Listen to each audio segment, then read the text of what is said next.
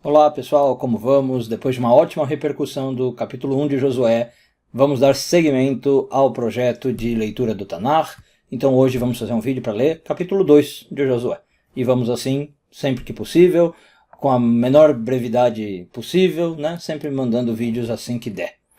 Muito bem, o que a gente vai ler no capítulo 2 de Josué? Uma missão. Josué resolve mandar espiões para a terra de Israel, mais especificamente para a primeira cidade que o povo vai conquistar, chamada Jericó.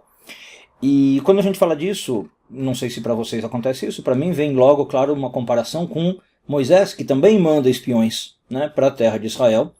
No caso de Moisés, um episódio desastroso, aqui a gente vai ver que não tanto desastroso, mas é interessante que vai dar para fazer alguns paralelos, né? Do mesmo jeito que Josué mandou espiões, Moisés mandou espiões.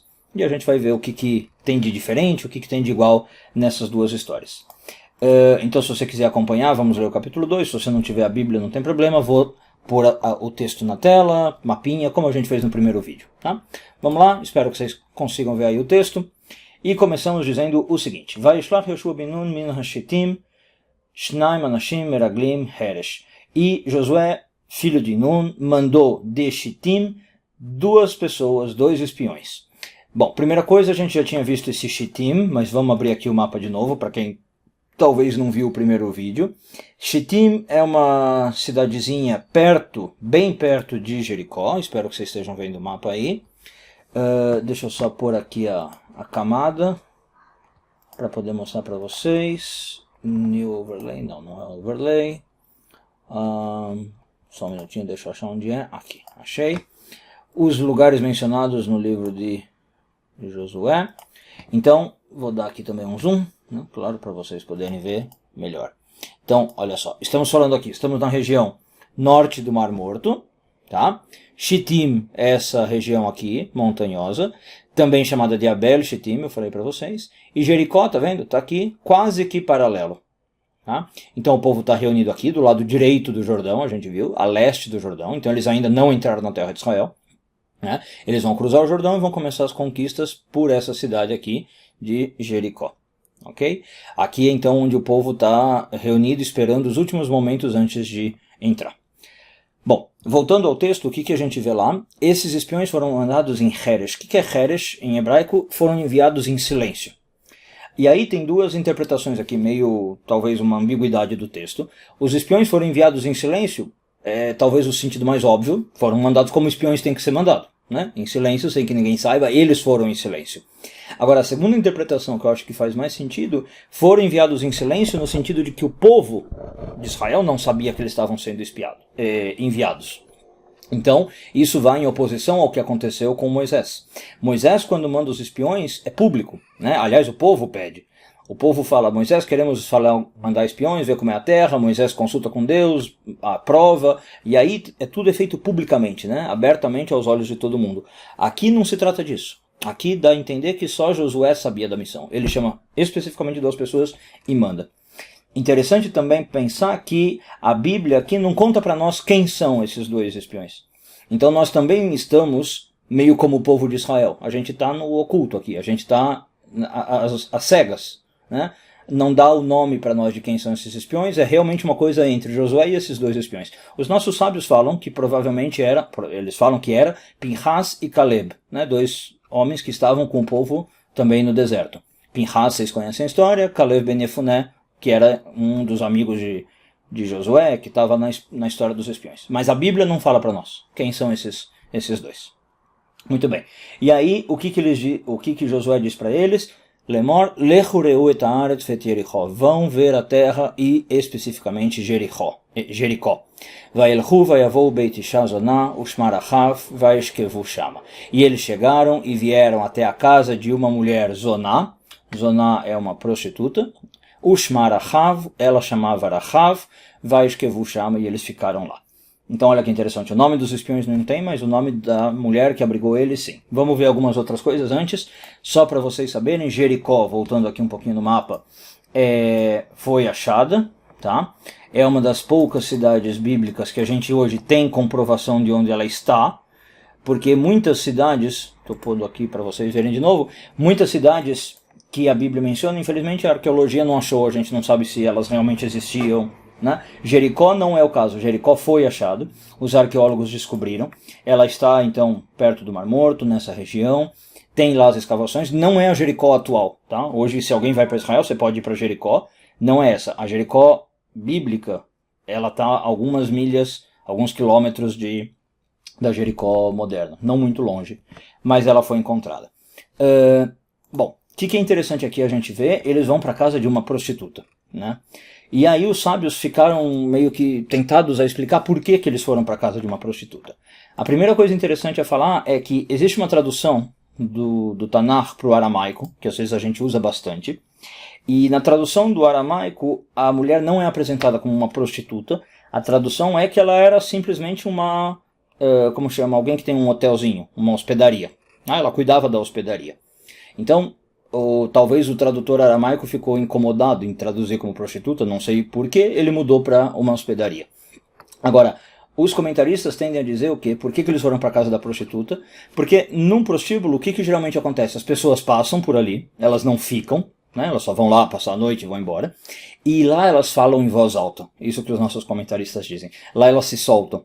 Então rola informação solta. É um bom lugar na cidade para você ir e saber o que está acontecendo. É um ótimo lugar para você espionar. É mais ou menos talvez como você ir num bar hoje em dia, onde o pessoal se exalta, bebe, fala alto e você pode descobrir alguns segredos. Talvez é isso que está acontecendo. Então essa prostituta chamava Rahav e eles ficaram lá na casa dela.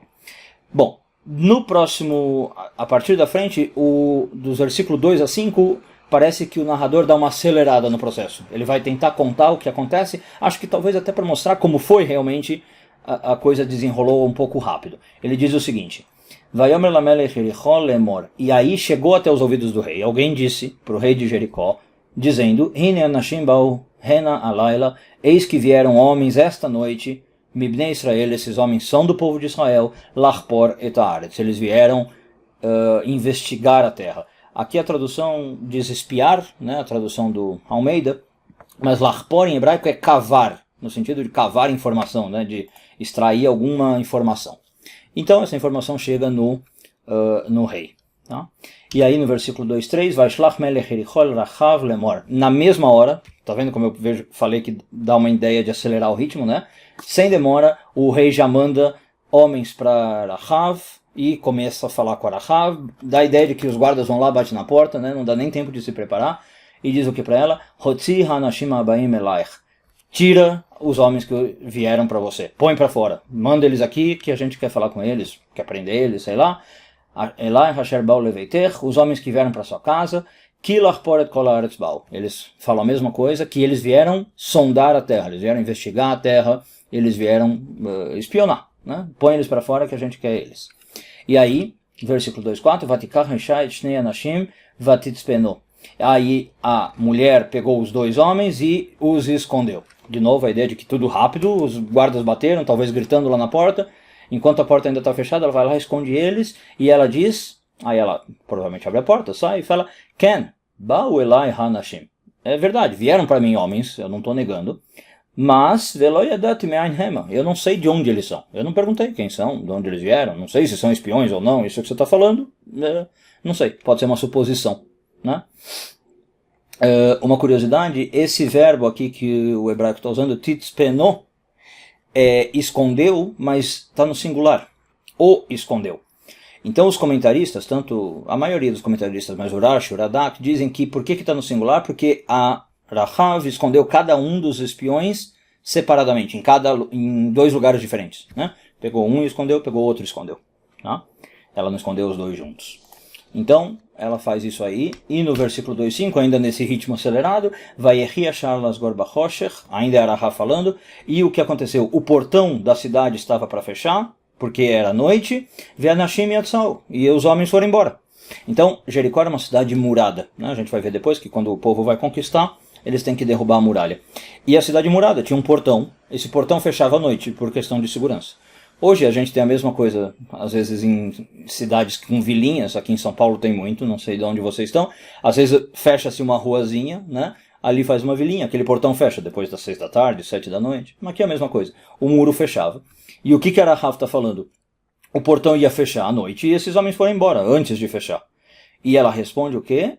Yatzau lo yadati ana alchu. E eu não sei para onde eles foram. Não perguntei de quem eles eram, não perguntei de onde vieram e não perguntei para onde eles foram. Anashim. Ritfu macher acharichem. O que ela diz para os guardas? Vai logo atrás deles, corre atrás deles, que tá segundo, se der certo vocês vão alcançar eles. Eles acabaram de sair, né? Mais ou menos isso que ela está falando. Eles saíram antes do portão fechar. Vai que dá tempo. E aí, passado essa correria, parece que o próximo versículo 6, o autor do livro do Josué agora conta coisa com mais detalhes. Olha só o que ele conta para nós. Vehi eltam hagaga. Ela fez o quê? Fez eles subirem no teto da casa. Vatim tegem bepistei haetz. E cobriu eles com algum tipo de madeira, algum tipo de ripa de árvore. Pistei é linho, tá? Então talvez um produto de uma árvore, alguma coisa natural ela usou para cobrir eles. Harachot la al hagag. E colocou eles nesse material que ela já tinha lá no telhado, tá? Então aqui a tradução está como canas de linho, né? Ela pegou ripas, jogou em cima deles e ninguém percebia nada, tá? Ela escondeu eles ali. Bom, e aí o que acontece? No versículo 7, Ve'anashim radfu acharichem. E os homens, os guardas, foram atrás deles, derech hayarden, pelo caminho do Jordão. Então a gente viu no mapa. Eles saem de Jericó, vão para leste, em direção ao Jordão. Halamaberot ve'hashar sagru acharei kasher yatzu arodfim acharichem. E aí eles passam pelos Maberot. Maberot são passagens. O que são essas passagens? Tem duas interpretações. Ou tinha pequenas pontes para você atravessar o rio, então eles chegaram a atravessar o Jordão. Ou são locais rasos, né, em que o rio é mais baixo e dá para você ir a pé. A água chega talvez até a cintura, dá para você atravessar. Então a Bíblia dá a entender que eles atravessaram o Jordão, né? Ve'achar sagru acharei. E eles fecharam o portão atrás deles, né? Para depois também isolar a cidade. Então, se eles estivessem dentro da cidade, ficavam fechados, e se eles estivessem fora, já também não entravam de novo, tá? Bom, muito bem. Aí o que acontece a seguir? Vehema terem yashkavun vehi artalechem alagag. E de novo, antes que os espias fossem dormir, ela foi lá falar com eles, né? E ela foi meio que, acho que, explicar a situação. Vamos ver o que acontece aqui. Ela diz o seguinte, olha que interessante. Vatomer el hanashim. E ela diz para os dois homens, Yadati ki natan Hashem lachem et haaretz. Eu sei que Deus deu essa terra para vocês. Eu já estou sabendo de tudo. Veki naflai mateichem aleinu. E que o temor que vocês provocam nas pessoas já caiu sobre nós. O que ela está dizendo? Nós já estamos horríveis aqui na cidade, está todo mundo já morrendo de medo, todo mundo já sabe das notícias, que o povo de Israel vai conquistar essa terra e que está vindo para cá. Veki namogo kol yoshei haaretz mipneichem. Esse namogo é um verbo muito interessante, significa derreter. E os moradores da terra derreteram diante de vocês. A tradução do Almeida põe como desmaiaram, né? Mas é bem mais simbólico do que isso, bem mais figurativo. O povo estava se derretendo de medo, tá? Com as pernas bambas, não conseguem ficar de pé de medo. Esse é o verbo que ela usa. E aqui só um interessante falar, isso que ela descreve que está acontecendo é exatamente o que o povo de Israel pede lá atrás no livro de Êxodo, capítulo 15, numa porção que a gente chama Canção do Mar, Shirat Hayam. O povo canta junto com Moisés uma canção onde eles falam, eu quero que os outros povos se rendam perante nós, que a gente não tenha dificuldade com os inimigos, que os inimigos temam a gente e desmaiem diante de nós. E é exatamente isso que ela fala aqui, tá? Então os mesmos verbos que aparecem lá em Êxodo 15 aparecem aqui, ela falando, olha, meio que tudo que vocês pediram lá na canção está acontecendo aqui também. Agora mais, ela fala, não só isso, olha só o que ela diz em 2.10, que shamanet asher hovish Adonai etmei yamsuf. Nós já ouvimos falar que Deus abriu ou secou as águas do mar de Junco, né? Que a gente chama erroneamente de Mar Vermelho. O nome real desse mar, Yamsuf, não tem nada de vermelho, é Mar de Junco. Aliás, não sei se vocês sabem por que tem esse erro, mas é o seguinte, Mar de Junco em inglês é Reed Sea, R-E-E-D, né? Mar de Junco. E por algum motivo esse erro aí, esse Reed Sea, por algum erro virou Red Sea, em algumas traduções, e aí ficou como Mar Vermelho, né? Então você vê aqui nessa segunda tradução que eu tenho, até você vai ver, TNK, né? Está escrito, For we have heard how the Lord dried up the waters of the Sea of Reeds. Tá vendo? Reeds é o Mar de Junco. Mas como eu falei, por algum motivo entenderam como red, e aí ficou como vermelho, mas não tem nada de vermelho, tá? ela está falando, eu sei como Deus secou o mar de juncos, e eu sei também o quê? Quando isso, desculpe, Betzetchem Mitzrayim, quando vocês saíram do Egito.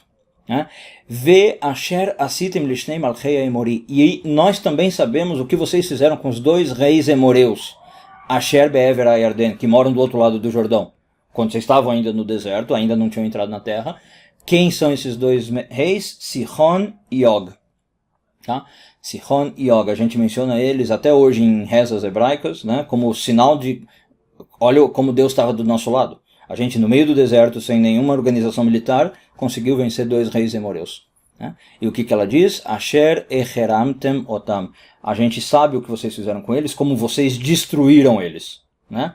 Sihon aparece no livro de Números, Og aparece no livro de Deuteronômio, e basicamente o que ela está falando? A gente não é bobo. A gente sabe como vocês são poderosos, a gente sabe do que vocês são capazes, a gente sabe do que o Deus de vocês é capaz, então aqui já está todo mundo com medo. Agora, vamos lá avançar.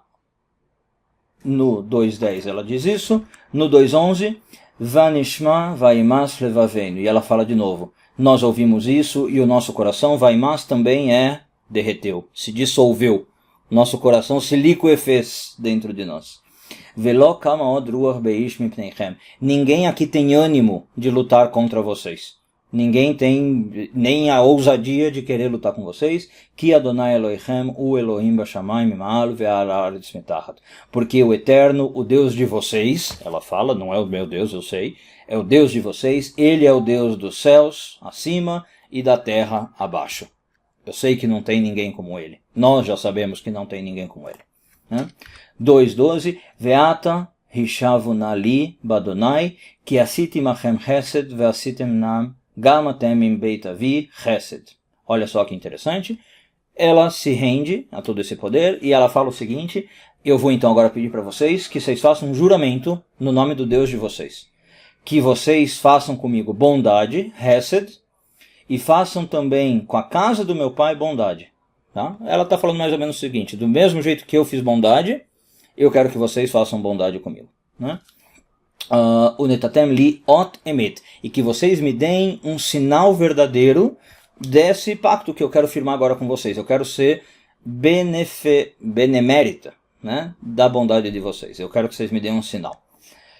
E aí o que ela diz? Veheitem, e vocês vão deixar viver etavi, vetimi, vetachai, vetachotai, ou achiotai, tem variações, vetkol asher lahem, veitzaltem et nafshoteinu bamavet. E vocês vão deixar viver o meu pai, a minha mãe, os meus irmãos, as minhas irmãs, e tudo que é deles, né? E na verdade ela está falando do nosso, e vocês vão salvar a eles da morte. Você vai salvar a alma deles da morte.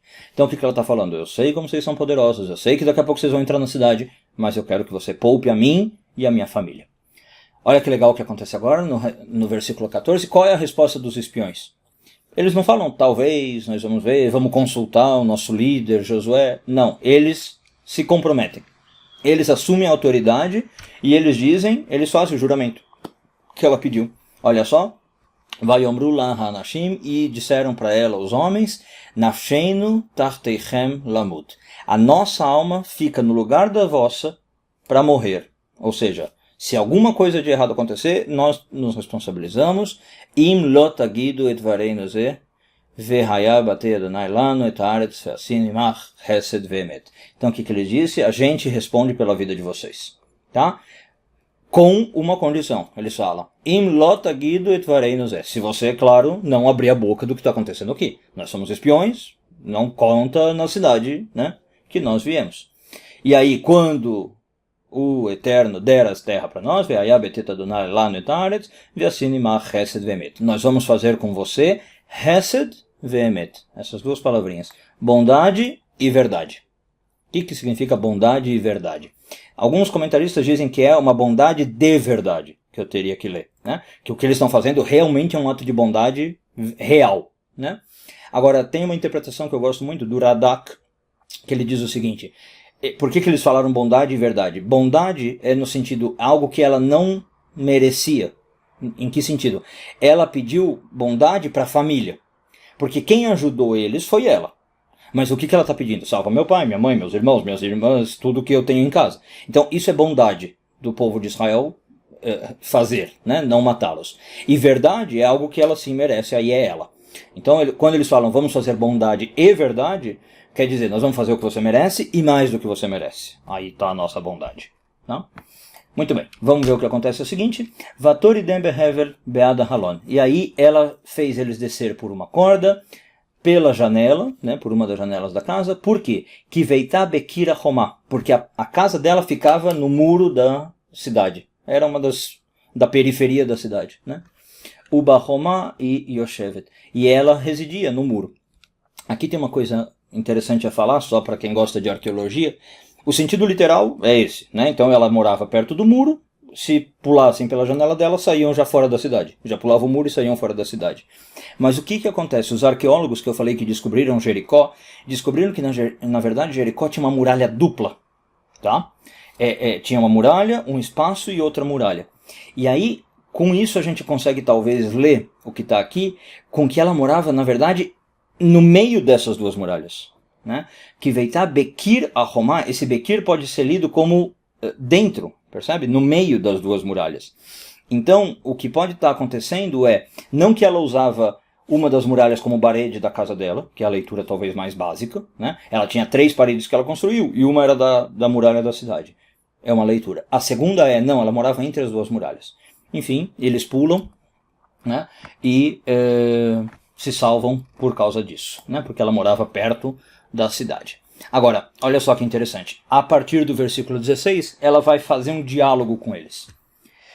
Então os nossos comentaristas também pararam aqui e falaram, pera, primeiro ela fez eles descer pela janela e depois começa a conversar com eles? É meio estranho, né? Porque provavelmente eles saem da janela com pressa para ir embora, para não serem pegos. Então alguns comentaristas dizem que aqui, apesar da Bíblia estar falando que ela fez já o ato, fez eles descerem pela janela, na verdade aqui era a intenção de fazer eles descerem pela janela, tá? Ela ainda não fez, né? Ela só está pensando, por causa do diálogo que vem na frente. Agora, não sei, eu não vejo talvez tanta contradição. Talvez ela fez eles descer pela janela, e o diálogo que a gente vai ver agora, do 16 em diante, ela tem pela janela. Talvez ela saia na janela e discute com eles, tá? Bom, vamos ver o que eles conversam. Então ela diz, Vatomer lachem, hahara lecho, vão para a montanha, vão para os montes. Lecho, pen ifgeu vachem arutfim, para que os perseguidores, os homens que eu falei, né, que vocês tinham saído, para que eles não cheguem em vocês. Venarbetem shama shloshet yamim, e eu aconselho vocês que vocês fiquem lá escondidos 3 dias. Ad shovarotfim, até que os perseguidores voltem, veachar telchu ledar shechem. E depois vocês vão para onde vocês quiserem ir. Então ela está ajudando eles. Eu sugiro que vocês vão para a montanha, fica lá 3 dias. Nesses 3 dias os perseguidores já vão ter voltado. E aí vocês fazem o que vocês quiserem. Vão para o caminho. E aí o que eles dizem? Vayomru eleiha anashim nekiam anachnu mishvoatecha. Agora eles fazem o seguinte. Agora entra num acordo. Eles falam o seguinte. Obrigado por toda a ajuda, mas vamos deixar muito claro quais são as condições do nosso acordo. Nós estamos livres do que nós juramos, tá? De tudo aquilo que a gente prometeu, do que eles estão falando. De salvar você, sua casa, seu pai, sua mãe. Se, vamos ver o que eles dizem, tem 2 condições. Hine anachnu baim baaretz et tikvat chut ashani hazeh, tiksheri bachalon.